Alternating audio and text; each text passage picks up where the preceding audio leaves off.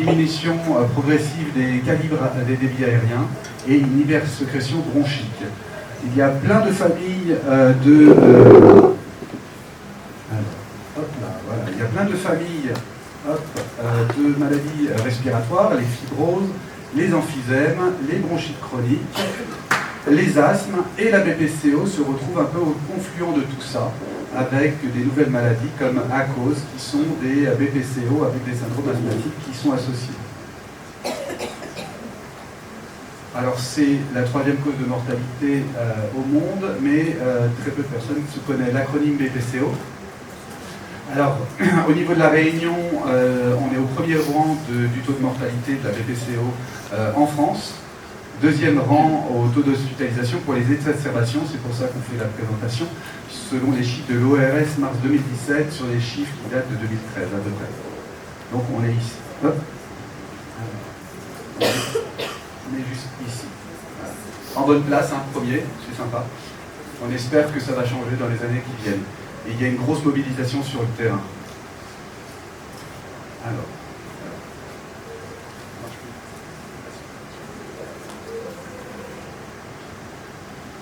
Alors, l'évaluation de la sévérité de la BPCO. On a plusieurs classifications. On a la classification au niveau de l'obstruction, qui c'est de la classification Gold, avec le stade 1, stade 2, stade 3, stade 4, de léger à très sévère en fonction du volume expiratoire max seconde qui est mesuré en fonction des volumes. Et plus le stade est sévère, plus le VMS diminue.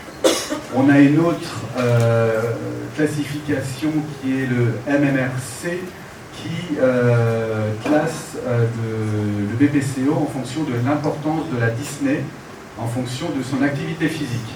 Donc 0 rare dyspnée en cas d'effort important, à très sévère où c'est une dyspnée au moindre effort. Et on a la nouvelle classification par lettres, A, B, C, D, qui en fait regroupe un peu toutes les classifications, donc c'est assez intéressant. On a d'un côté la classification Gold avec le VEMS, en bas le 4 qui est une classification sur la qualité de vie, le MMRC sur la qualité au niveau de l'activité physique, et il prend en compte aussi le taux d'exacerbation par an, inférieur ou supérieur à 2, donc on a une classification de personnes qui sont catégorisées A, qui sont souvent en début de maladie, qui ont de faibles risques d'exacerbation, très peu de symptômes, mais ce n'est pas pour autant qu'il faut les laisser de côté, au contraire, il faut qu'ils appliquent toutes les consignes pour aller de l'avant. A, D, risque très élevé, syndrome fréquent, avec risque d'exacerbation.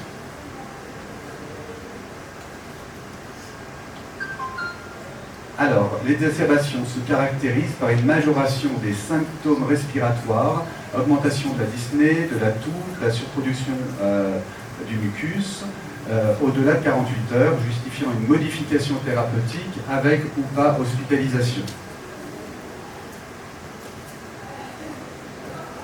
Alors, il y a une nouvelle vision Gold 2022, c'est un groupe de travail qui travaille sur un nouveau modèle de définition de l'exacerbation, qui classe l'exacerbation légère, en modéré, en sévère. L'exacerbation légère, ça serait une exacerbation qui fait qu'on change un des traitements au niveau du patient. L'exacerbation modérée, un double changement de traitement, corticothérapie et ou antibiothérapie.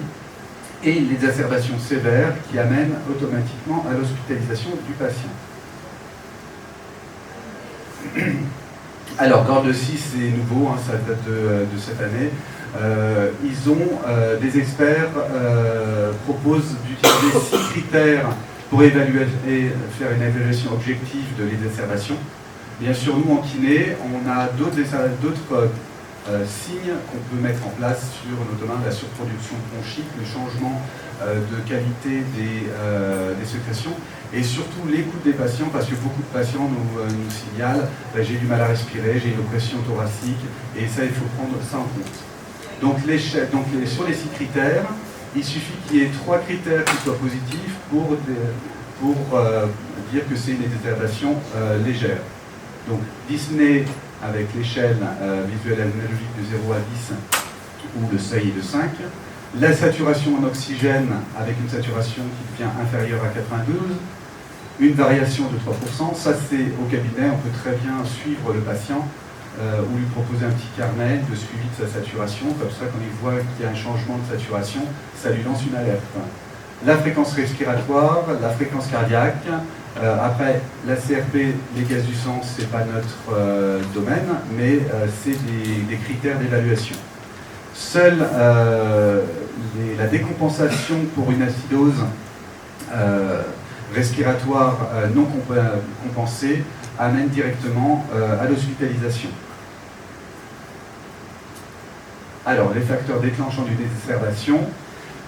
On a des facteurs, le plus souvent c'est des infections virales, des infections bactériennes, la non-observance du traitement, donc c'est très important de rentrer après dans un parcours de soins des patients pour que ça change, le non-respect du sevrage tabagique que vous verrez avec l'Yves sans tabac, la pollution intérieure-extérieure, il y a Atmo qui vous en parlera tout à l'heure, le comportement à risque, les post-exacerbations, on en parlera juste après.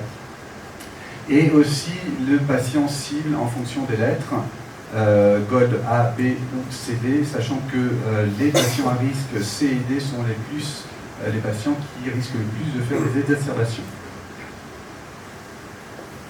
Alors, pourquoi c'est important d'agir contre les exacerbations? Il y a un impact multifactoriel, déjà sur la qualité de vie des patients. À chaque hospitalisation, il y a un déclin du VMS et un déclin de la qualité pulmonaire.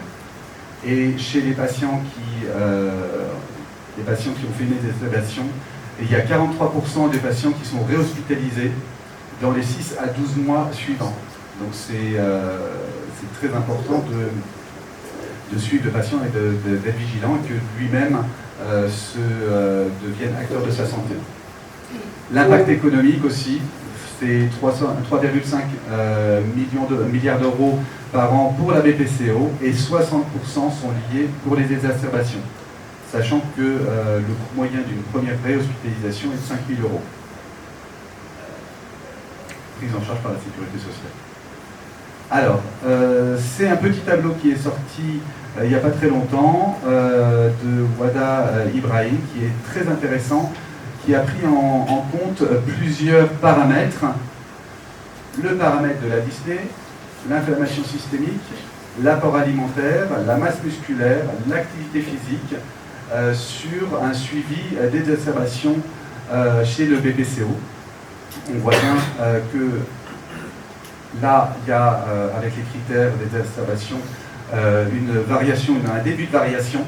Donc il n'y a pas d'hospitalisation pour le moment, donc c'est important que le patient soit acteur de sa santé pour qu'il décèle tout changement de paradigme sur son corps. Donc on voit une augmentation progressive de l'inflammation associée avec la dyspnée, bien sûr corrélée par une baisse d'activité, et on a un décalage bien sûr entre la diminution de l'activité physique et la perte de masse musculaire.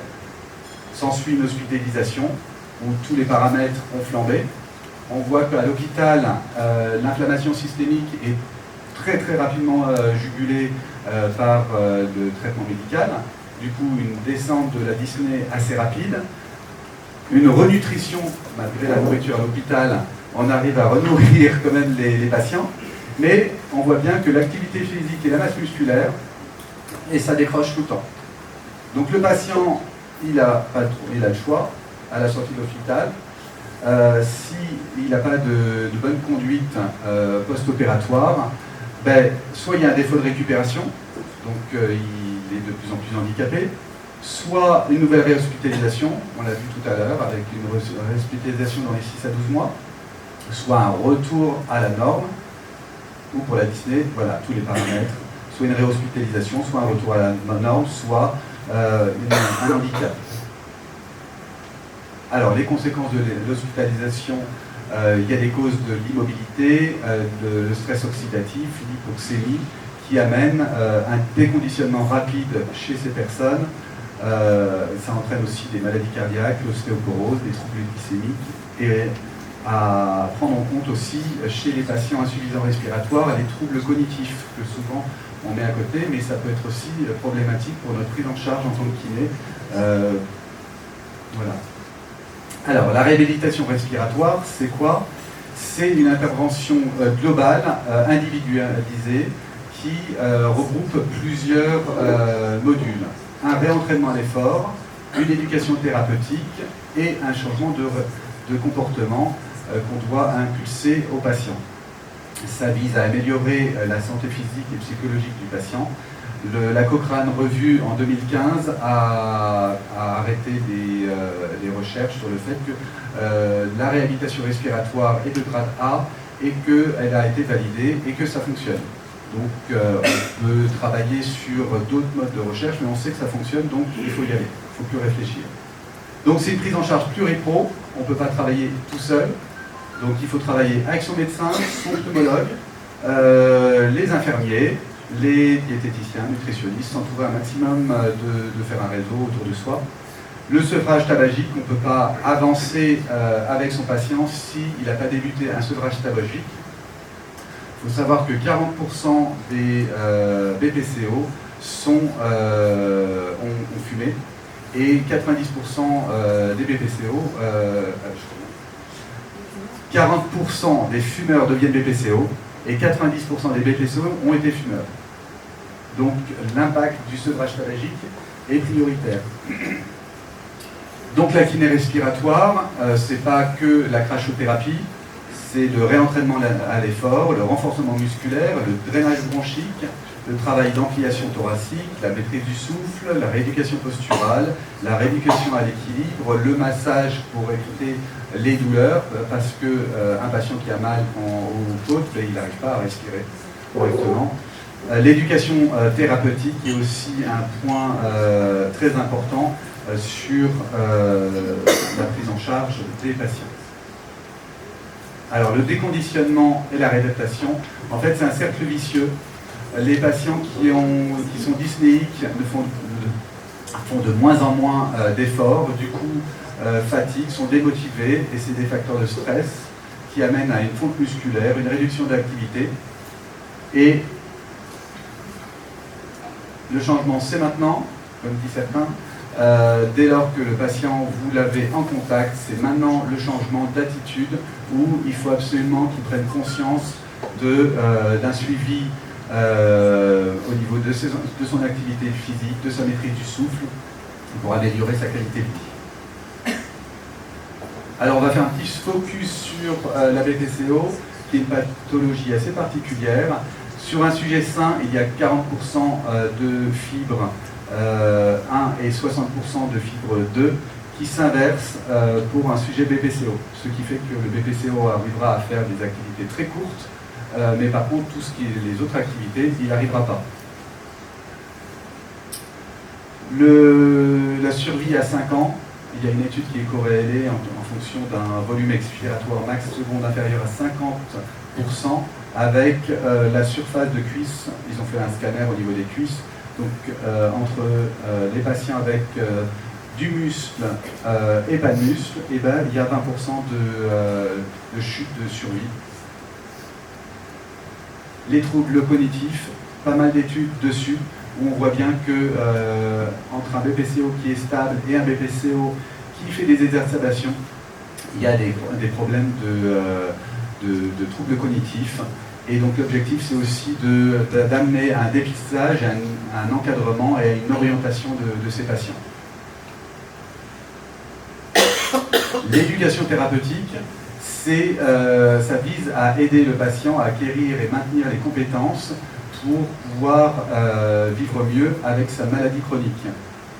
On est habitué à faire de l'information thérapeutique, c'est amener le patient, on lui donne des conseils, mais de l'éducation thérapeutique, c'est d'amener le patient à avoir des compétences à travers ce que lui pense. Donc, Priochoc, le savoir, développer des compétences avec lui, en collaboration avec le patient devient acteur. Le savoir-être, c'est acquérir des habitudes de changement, et le savoir-faire, c'est avoir un changement de comportement dans sa vie. Voilà, donc le masseur kinésithérapeute a un rôle très important au niveau de la prise en charge, du dépistage, de la réhabilitation. Il faut savoir qu'il y a une cotation BPCO spécifique à MK28 et MK20 au niveau de l'OMCAP qui fait que pour pouvoir l'utiliser, normalement, il faut faire de la réhabilitation respiratoire, avoir un plateau technique et être formé à l'éducation thérapeutique et rentrer dans un programme d'éducation thérapeutique. Merci à vous.